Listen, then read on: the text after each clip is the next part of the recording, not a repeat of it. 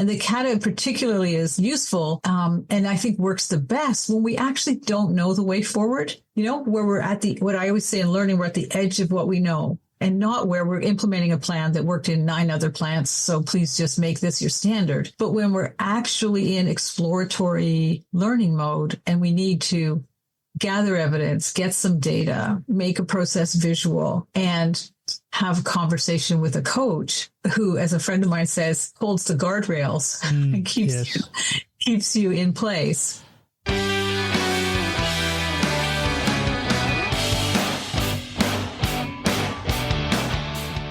Welcome to the Inner Game of Change, the podcast where we explore the unseen forces that shape how we lead, adapt, and thrive in the face of change and transformation. I am your host, Ali Juman. In today's episode, we explore a powerful way of thinking and working that helps people navigate complexity, solve tough problems, and grow through structured learning, the Improvement Kata. My guest is Tracy Defoe, a lifelong adult educator, kata coach, and a passionate advocate for deliberate, reflective learning at work. Based in Vancouver, Canada, Tracy shares her deep insights into how the kata practice, inspired by Toyota's continuous improvement approach, helps individuals and teams move forward even when the way ahead is unclear. We unpack what the kata actually is, how it works, and why it is far more than a business tool. It is a mindset shift. We also touch on the role of psychological safety, the difference between goals and challenges, and how leaders can become coaches who build capability, not just compliance. If you're curious about how to embed continuous improvement in a way that feels human, sustainable, and empowering, this one is for you. I am grateful to have Tracy chatting with me today.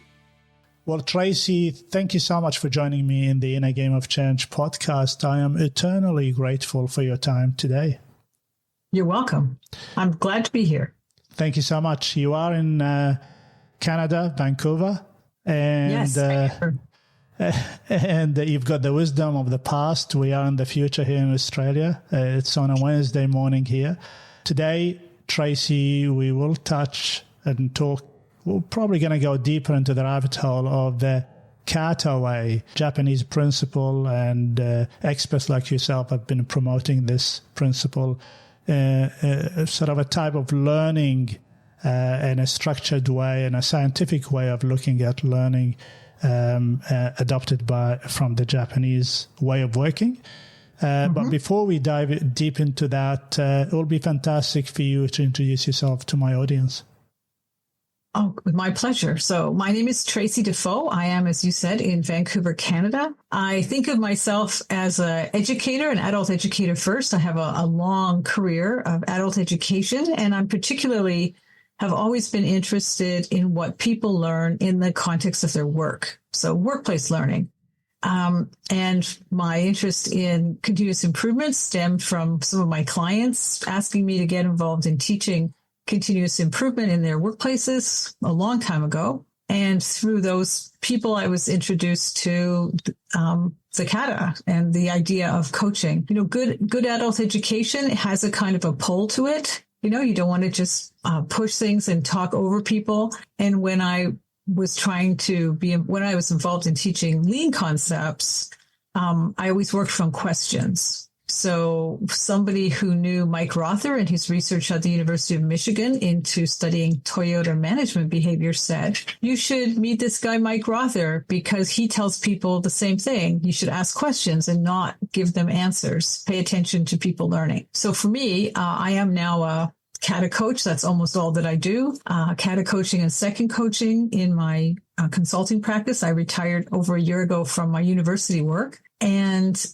for me, it's a combination of good learning practice and good work practice to develop people. And as you say, learn together a more scientific and deliberate way of approaching problems, but also developing people.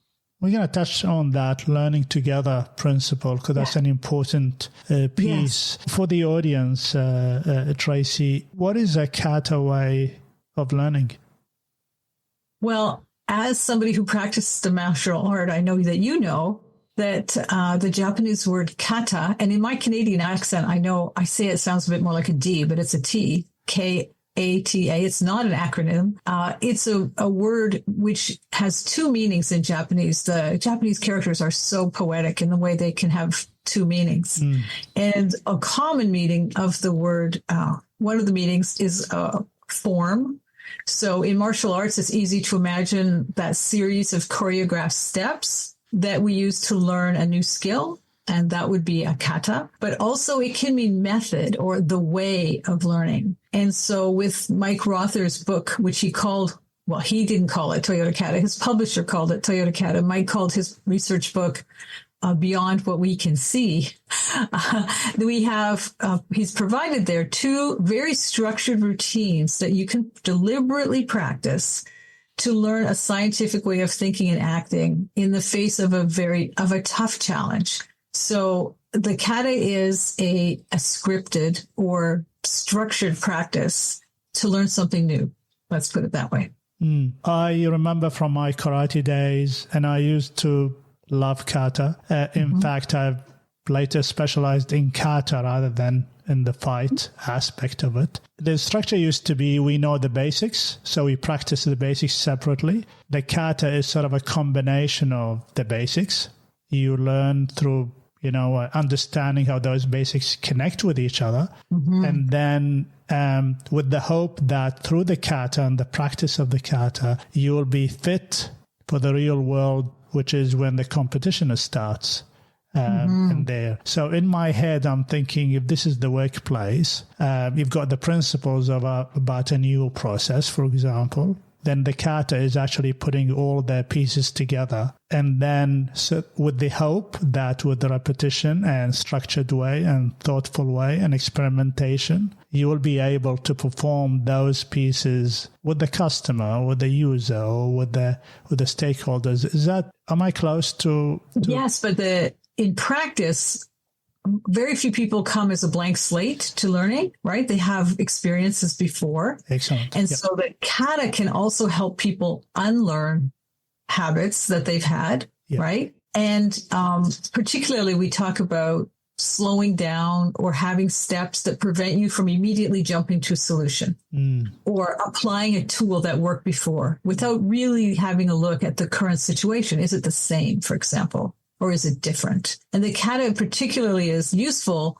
and I think works the best when we actually don't know the way forward, where we're at what I always say in learning, we're at the edge of what we know and not where we're implementing a plan that worked in 9 other plants. So please just make this your standard. But when we're actually in exploratory learning mode and we need to gather evidence, get some data, make a process visual, and have a conversation with a coach, who, as a friend of mine says, holds the guardrails and keeps you in place. And of course, as a person gains skill, then the guardrails grow and you get way more opportunity. Many people feel that mastering or at least practicing the kata competently frees them up for a lot more creativity than they would have. And maybe you experience that also in your martial arts. I would agree with that. I want to ask you about these are processes that Mike in his book that sort of clarified. It does focus a lot on the experimentation part. It does focus a lot on understanding where you are. And then, but also there's a step that you need to understand where you want to go. So do you want to walk us through that process, Tracy? Yeah. So when Mike Rother did his research, he was trying to figure out what were the unseen management behaviors in a place like Toyota, which has a long history of tackling tough problems and developing people? What were the unseen management behaviors that were happening there that people generally hadn't noticed because they were so excited by the physical artifacts of problem solving, right? The andon lights, the storyboards, all that stuff.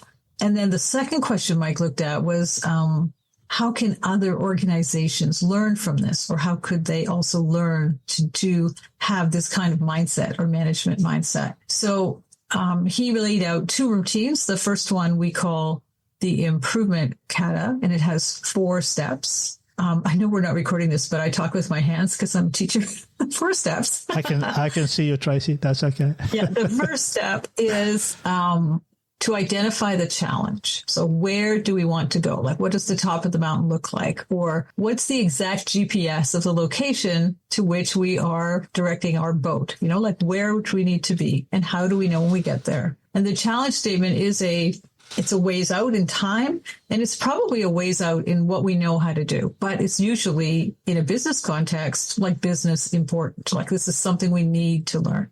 And so once you know where you're trying to get to, then you analyze your current condition. We have a bunch of steps, at least 5 steps for grasping the current condition. And we call it grasping, not detailing or something like that. So it's not like a Six Sigma process where you might, get out the laser beams and dig into the decimal points of something. We just need to generally understand what's happening. So you'd expect to see a run chart of how the process is performing over time on whatever outcome or performance metric you defined in your challenge of how you know you get there. Then we do a visualization, and we just define the parameters, if you will, of the process that we need to understand. And the next step, which I think is really important because it's new for most people, we're not trying to get to the challenge in one swing, not one kick at the ball, but we say, where do we need to be in a shorter time period? So if your challenge is 3 months or 6 months or a year out, where do you want to be in 2 weeks on the road to that challenge? And what do you need to learn to get there? And so you would define what we call a target condition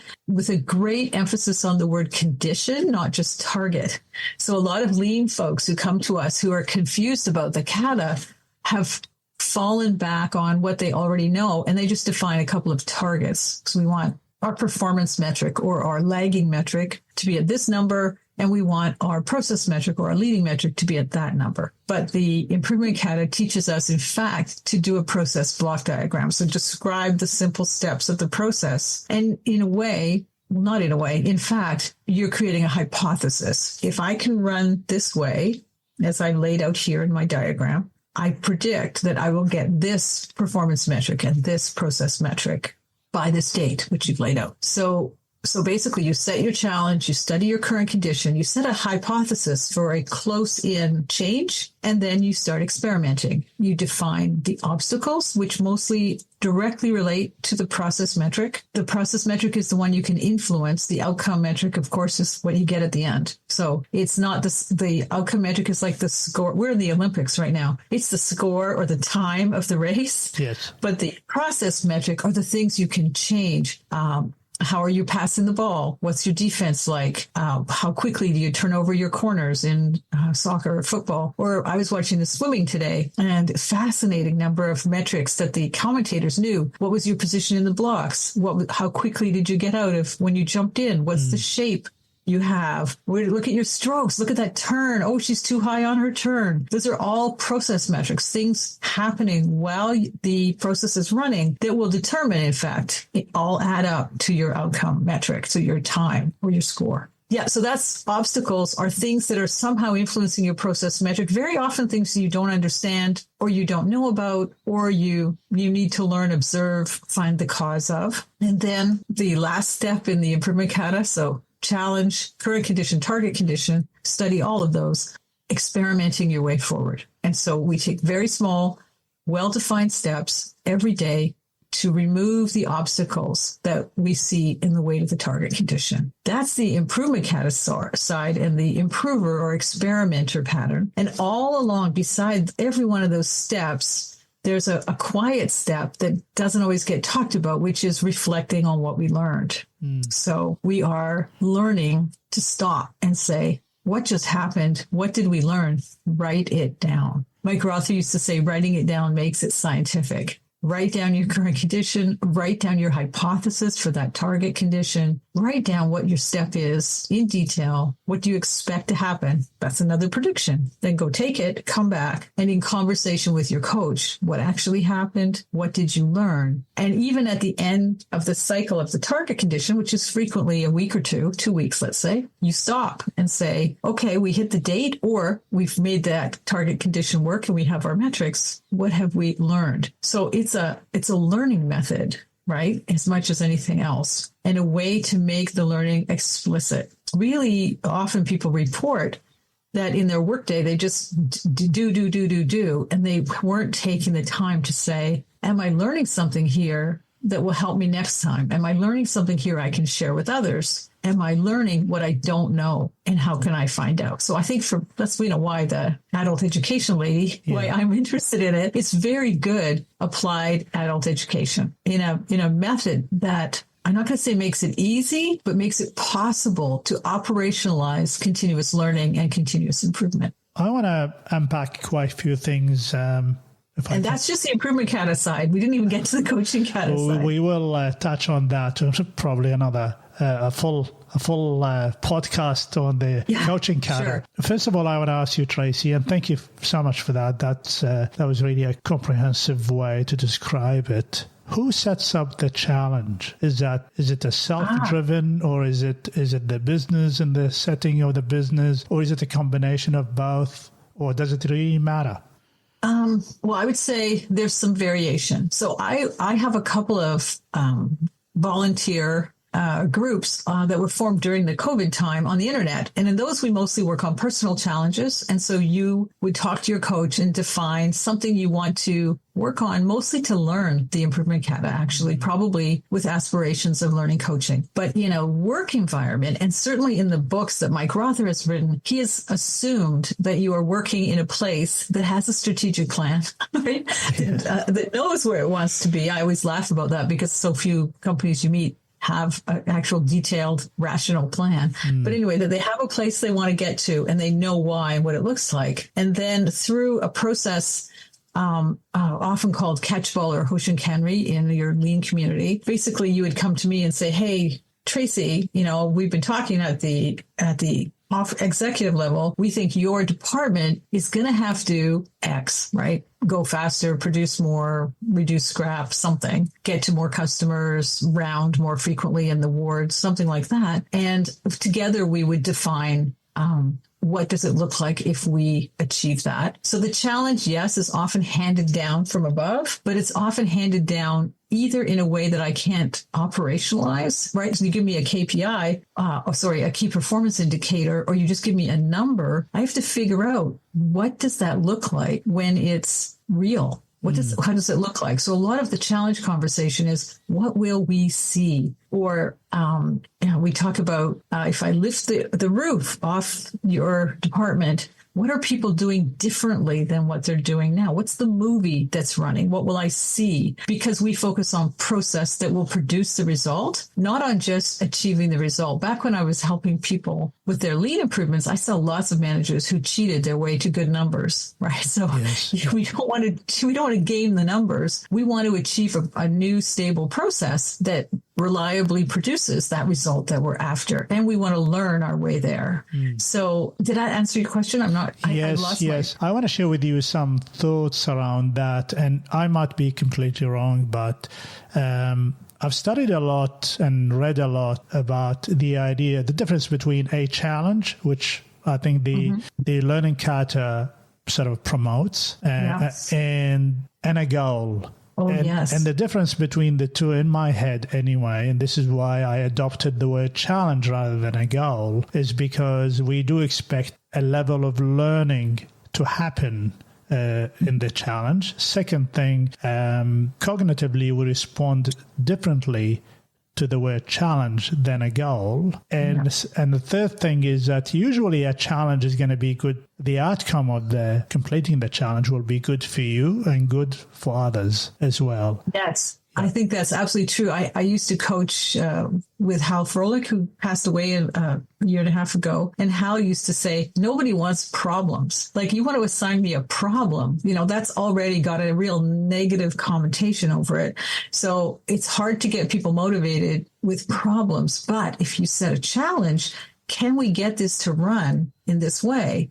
Or can you figure out how to get, like I said, a good challenge is, it's well defined, but it has a great reason in it for you as well as for the process or the company. Save $1 million a quarter is not a very good challenge, but can you get your process to operate without scrap or overtime? That might be and interesting. How exactly would we do that? And that can be engaging. And that's what you need. You need people to want to solve it because it's interesting. I have a person I'm coaching right now, and he's working on a real persnickety problem, like one that is very long-standing and kind of systemic in his workplace. And it's sort of depressing, but I ask him every day, like, okay, so how do you feel about taking that step? Or how do you feel about that run chart? And he's like, I am so want to fix this. And he's super motivated, right? And I think if we just said, can you please get rid of the whip in this process, he would not be so excited about it. But by helping to define what better future can we have together, I think that, like you said, it's almost naturally human to want to work toward that shared better future. I want to ask you about, you use the word obstacle, because we look at them that's as, the other thing. We don't have problems, we have obstacles. Well, sometimes I say we don't have problems, we have situations, and which is kind of the same thing. I just want to go through that step by step. So what is the process of looking at where we are from the challenge? Well, we actually have a really structured process. No surprise, right? Like we talked about deliberate practice. So in the Toyota Kata practice guide on page 99, there's a very deliberate structured process. You start with the question, how is this process performing over time? And you start a run chart. Right? You want to make the data visual, and we want to see patterns. We want to see outliers. We want to see something we can all look at and say, here's what actually is happening for the last week or month. And a lot of times these days, I find, Ali, that people have the data, but they've never charted it. They just have spreadsheets and they're looking at numbers. Yes. And it's so much easier when you do the run chart or the line graph. I meet people who don't know what a run chart is all the time. When you do a line graph, then you can see it. And you're like, wow, look at this every Thursday. Who knew that was happening? We better go find out what happens on Thursdays. Like that happens all the time. So we start with, how is the process performing over time? And then the other steps take you through questions like, what is the pattern of work? You know, how many people are there? What machines are involved? Where does the inventory accumulate in between? No surprise that Mike Rother, as the author of Value Stream Mapping, has a way for us to simply map the process. We'll look at constraints or capacity issues. Oh, and I forgot, of course, step 2, we calculate takt time, or we say, how frequently does the process need to perform? Or how often do we need this process to perform? So we get some hard numbers usually there. And it's occasionally you actually get a challenge where time is not a thing, but mostly in business, time is a thing and a precious commodity. So we do historically, how is it performing? Make a run chart. We calculate takt time and cycle time. And then we say, can it keep up? Right. So we calculate out, is it even possible? What are the constraints? Are there any constraints? How many people are involved? How many people are needed? You know, who are your customers? What do you want? These are really basic questions. But when you get them lined up in front of you on what we call a storyboard or a display, so we can all see them, then you know enough to say, basically what we say is, how do we want the graph to look next in 2 weeks? What do we want to change about what's happening? And how do we need to change the process pattern? So grasping the current condition is about getting a clearer visual view of as many aspects of what's happening as we need to move forward. It's not particularly exhaustive if you're used to a Six Sigma kind of deployment of what's happening, but it's enough. The other thing, I just want to say this because it's really, I see this all the time with my lean expert clients. You don't describe what's not happening. So we don't describe the waste. We're not looking for waste. Yeah. We're looking for factually what is happening. And I coached a podcaster who's a very well-known lean person. And when she was learning the kata, for the first 3 or 4 days, she only described the waste in the process. Yeah. And I said, well, if no one's ever showed me their mindset more clearly, then so finally we had her videotape it and watched it with her. And when she wrote, like 3 seconds of waiting or something, we're like, okay, but what happened before the waiting? Like, what was the work? What was the thing? I think that it shifts your attention from what should happen or could happen or where the wastes are to what is actually happening that you can observe and measure. Like grasping the current condition is generally an observing and measuring time. in the process. And that observing does not happen in a vacuum. You need, for example, if you're in a factory, you need to go and observe the process and all of those things. It's really interesting you're talking about sometimes people focus on what is missing rather than what's actually happening, which is because you can't work on what is missing, but you can only work on what is actually happening. And usually what is missing is caused by something, upstream. But I want to ask you about the experimentation side of things.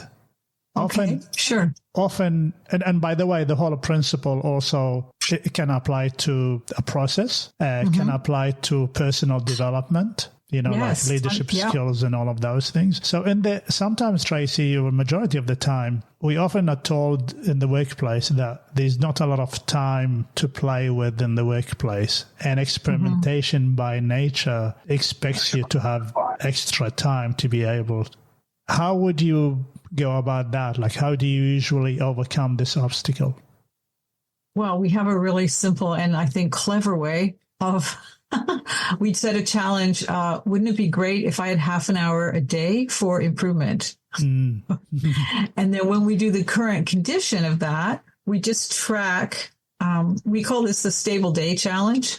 We track what you planned for the day with what actually happened. And so it's like you start with your agenda that's in your calendar or the things that you do every day. And then you track, did they happen and how long did they take? And many, many people find they have a lot of time in their day. They're just not applying it on the things that they want to get done. So it's that old getting the right things done idea. But once you have data, you have a run chart, you have a week or so or two of looking at what you thought your day was going to be like and then what it was like, then we start to stabilize the day. So we say, what do you do?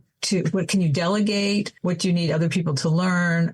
How long does that meeting have to be? Is there a reason it's an hour? Can it be half an hour or something like that? Does it need to be a meeting? People find an enormous amount of time in their day is available for learning and improvement. And so sometimes when we do that as a beginning to learning the kata, which is a step on the way to becoming a coach, because most of these people are aspiring coaches, we say we want that time for learning and improvement, or at least we want, half an hour or an hour or 45 minutes of that time. I had my most dramatic case was a CFO in a small company. She found that 5.5 hours of her day were spent on other people's jobs.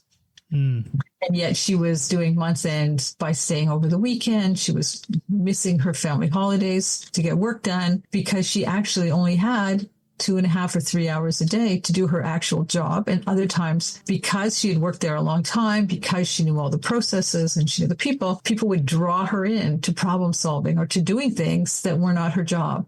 And once she started to see that, and other people were working on their calendar too, and they all agreed not to interrupt each other, not only did she have time to do her own job and become a kata coach, she was able to, for example, survive a tax audit in her regular working hours instead of having to stay late at night and in the weekends. And as a mom of young kids, it totally changed her life. Yeah. The 5.5 hours is the most dramatic, but very typically people find 2 or 3 hours that they didn't realize they were basically you fill your day with what you have. And so if you're trying to time box or make room for something new, first you need to make room. And I think that's basically the most successful way to handle it, because just wanting to find the time isn't going to do it. And part of the mindset is actually learning is part of your job. So you're going to have to find time for that as well. Reflection is part of your job as well. So that's how I look at it anyway.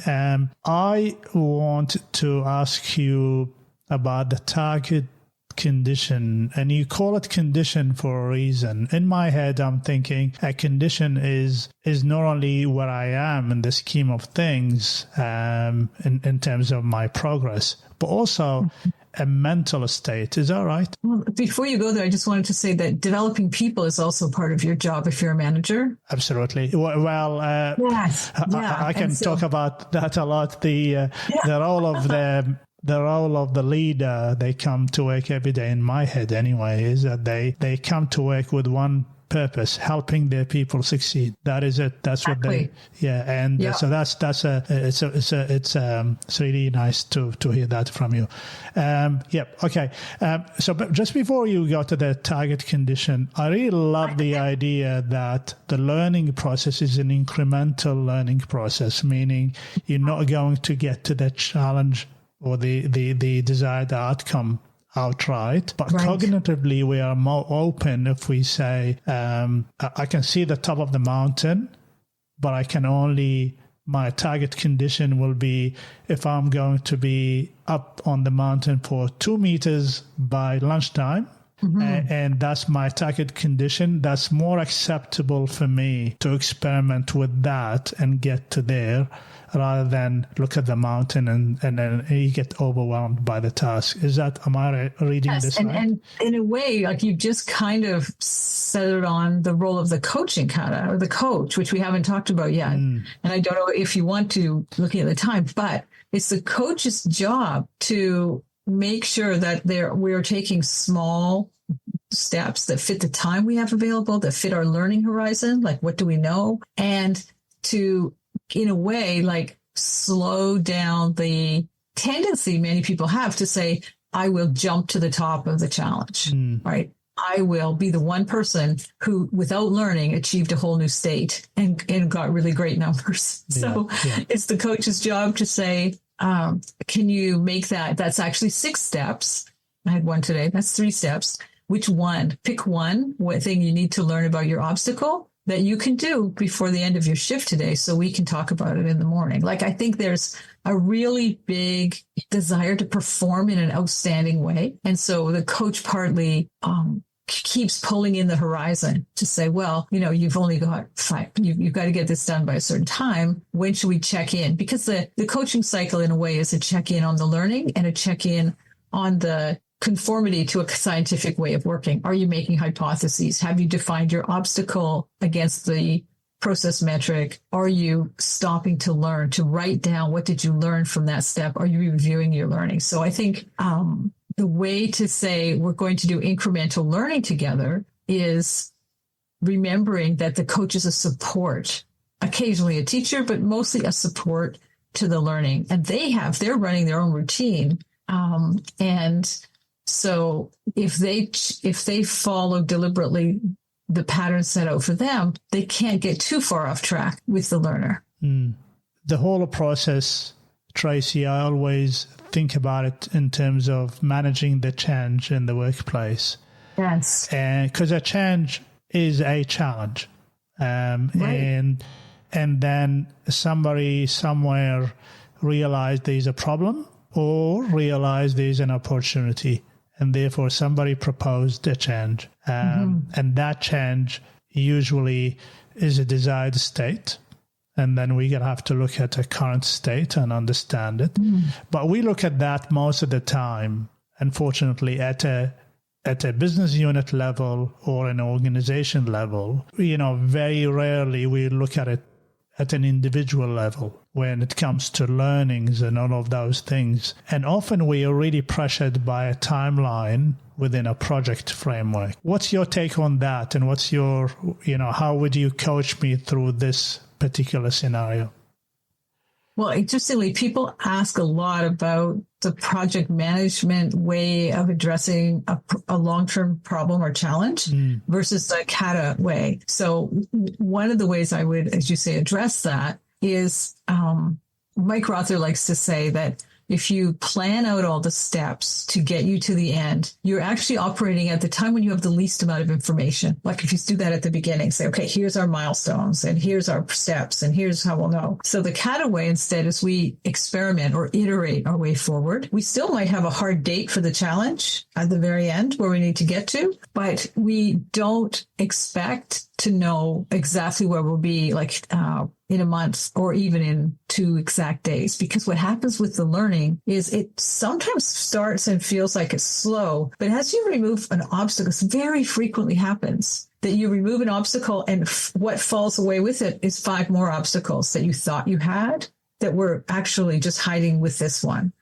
The other thing is when you get to the individual level and you have an individual coach with an individual improver, there's a kind of psychological safety that should happen. You know, like your podcast is called The Inner Game of Change. Well, the inner game of continuous improvement is sort of balancing my risk in saying I don't know what to do, or my risk in taking a step that might not work, versus my need to learn and keep going and growing. And the coach's job is, in fact, to do that. So you want to, like when we talk about the challenge, we say you want to have goosebumps at the idea that this could be achieved, and you want to be a little sick, maybe you're going to throw up a little bit at the idea of how hard it will be, or what will be involved in getting there. My friend Betty Groutop always says that the challenge should give you goosebumps and make you want to throw up. So I think that's amazing if you can get there. It doesn't have to be that emotionally involved, but there's a lot of ego. Sometimes for people at work, problems at work are real life problems, and your livelihood may depend on them. So the coach's job to keep you in that, yes, I'm in an aroused emotional state because I'm struggling, because struggling can lead to learning, but I'm safe to try and I'm safe to come back. I mean, I have Maggie Jackson's new book, Uncertain, behind me because I'm reading it to get into a dialogue with her. And she goes through all of the neuroscience, the latest 2023, I guess last year, neuroscience and psychological understandings of brain chemicals and stuff. What I see with people is there's a lot of pleasure in the progress. There's a lot of pleasure in the attention or dialogue from your boss. I mean, I used to think, okay, your boss came and listened to you for 20 minutes a day. Like, that's a big change. Of course, you're going to feel good about it. But it's way more than that. There's that focus that you get from attending to a difficult problem. And there's the shared security that we may not know how to solve this thing or how to reach that challenge, but we know the steps to take. And a lot of people who are coaches report that they have less stress because they don't have to know all the answers. And a lot of the people who are in that improving their process report that they actually feel free to actually say what they think, or to like risk giving a real idea, because they know the only consequence for that is either let's try it, or what do you think I'll be concerned about when I hear that step? Right? You know, are you risking something to a customer, for example? And Tracy, that's kind of a framing of the situation. Yeah, I really like that. And in the workplace, we don't have the luxury of having coaches. However, for example, when I work with my customers or clients, or I work in a project, I become the coach. I take that responsibility. And in fact, if somebody says, I've got absolutely no idea what to do, that's probably a good thing, because we can start working with that. I think we have a problem with people they can demonstrate a lot of apathy to a new change. The other thing is that we have to acknowledge that the learning process, going through those obstacles, can be very messy and uncomfortable, and therefore you're talking about the psychological safety in that place. I really like that. I am aware of the time, and then I want to get you back to talk more about the coaching kata. Yeah, before we leave this one on the psychological safety side, I just want to say, and this is completely adult educator in me, people used to say 10 years ago when they were learning the kata, you know, you're going to be frustrated if you're the coach, and maybe the learner will be mad because it's not going well. And I put my hand up and said, you stop too soon, because you don't end when everybody's frustrated and mad. Absolutely. You got to get to a point of curiosity and wonder what will happen if we do this. Maybe that. I'll write it down. Let's come back tomorrow and see. I think that is such a flywheel of happy change, right? Like, that's like a dopamine hit if you can get to curiosity about something that seems a bit threatening or frustrating. And that's why I think if you're going to try to make this kind of mental mindset change, you really need a buddy. You need a coach, a skilled coach if you can get one. But even somebody who just reads the card would be an improvement over trying to do it on your own and regulating your emotional self. You can't learn if you're too far off the stress scale, right? There's a sweet spot for a little bit of stress but not too much. Otherwise, you'll shut down. Yeah. Anyway, I would love to come back and talk more about that. I like that idea of the flywheel of happy change. And certainly the learning zone is not a comfortable place to be, but it's certainly rewarding. There is no other way to go forward or grow without that discomfort. What would be your advice for people like me in the change management community, where we deal day in, day out with the new processes, the learning process, and nudging people, trying to help them to move forward towards, those target conditions, knowing that the learning process can take time regardless of the timeline for the project, because the learning continues post the project closure. What would be your advice for us when it comes to managing the change and applying some of the principles of the Improvement Kata? Well, I've never been it's funny because I have a friend who says that I'm an adaptive change manager, like that, that I'm trying to get people to learn and adapt as they experience change. So it's like, that's not my foundational learning, but I think several things are important if you're going to go into the workplace in this way and ask people to change with you or to imagine change. And one of them is to remember the people being individuals. Like, don't expect everyone to be the same. I think I used to joke about it was my job to teach people that not everyone learned exactly like them or needed to hear exactly what they needed to hear or would learn in the same way. I think so. I think like keeping your human filter up and remembering that you're a person first, and we never know what's happening with people, but also people will kind of show you how to bring them along by what they say, by the words that they use associated with the change words. I think maybe it would be, don't push for the outcome if you're not supporting the push for the process learning. Like, if you can't manage the full deliberate practice, don't skip any steps. Don't skip saying, what are we learning as we go? And I think also we usually say celebrate, but even just like be okay with learning from a step that took you backwards. That's okay. We were going to hit that at some point. Now we know. And what can we do to go sideways or another step forward? We really teach people to celebrate the learning, because you either win or you learn, right? Yes.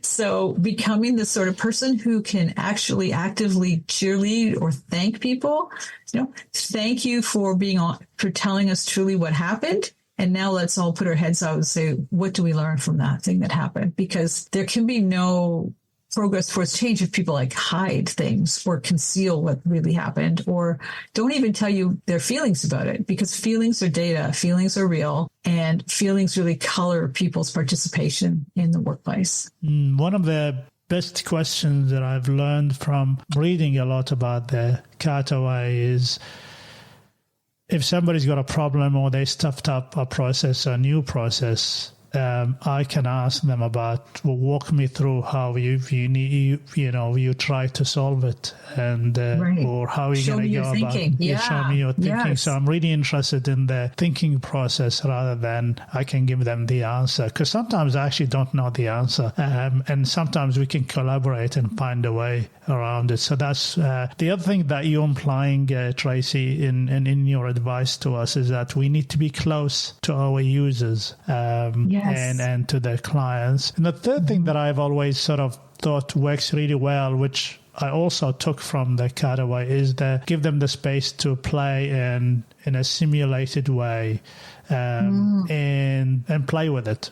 And that learn in a safe offline environment. In a safe offline environment. This is why in every design of any change that I get involved in, I would like to see a training environment for the same. This is how pilots learn. They go to a simulator, and actually most of their learning is through the simulator. And you don't get to fly the plane until you're really good at the simulation. You cannot do that, yes, because the simulation is not only showing you the system or showing you your way of thinking as well around the system, provided that the system is designed in a proper way. I am thoroughly enjoying this. I would like to get you back at some stage, talk about the coaching kata. And by the way, your book around, you just mentioned Maggie Maggie's book, Uncertain. Maggie's recorded a podcast episode with me, and she will be on my show. Oh, awesome. At some stage fantastic. very soon. So I'm really fascinated. I'm always with anything that is ambiguous, uncertain, and in your situation, I'm fascinated with the learning process, the Kata way. So I am grateful for your time, Tracy. How would people get hold of you if they want to connect with you? I'm easy to find on LinkedIn for sure, because there aren't too many people whose name is spelled the way mine is. So, Tracy without an E, yes, yeah. Tracy without an E, Defoe, exactly like Daniel Defoe, yes. Defoe. My consulting company is called The Learning Factor. So that's pretty easy. Learningfactor.com is me. And of course, I have those two groups. If people are interested in knowing more about Kata and joining a community, Kata School Cascadia. Cascadia is a regional, like a geographic area for the west coast of North America. So our Cascadia group started out with people in British Columbia, Canada, all the way through Washington, Oregon, and California in the United States. We're kind of an earthquake zone and a geographic, climate zone. And then I have a women's group called Kata Girl Geeks that I'm co-founder of. And any women who are interested in knowing more about the Kata might want to connect with us there. But through LinkedIn, certainly, or through my website are easy ways to get in touch with me. Fantastic. We're going to put all the information about you, Tracy, in the podcast. Thank you so much. It's been a pleasure. Thank you for having me. Pleasure having you in my In a Game of Change podcast. Until next time, stay well and stay safe. Thank you. Thank you, Tracy. Thank you for listening. If you found this episode valuable, remember to subscribe to stay updated on upcoming episodes. Your support is truly appreciated. And by sharing this podcast with your colleagues, friends, and fellow change practitioners, it can help me reach even more individuals and professionals who can benefit from these discussions. Remember, and in my opinion, change is an enduring force, and you will only have a measure of certainty and control when you embrace it. Until next time, thank you for being part of the Inner Game of Change community. I am Ali Jama, and this is the Inner Game of Change podcast.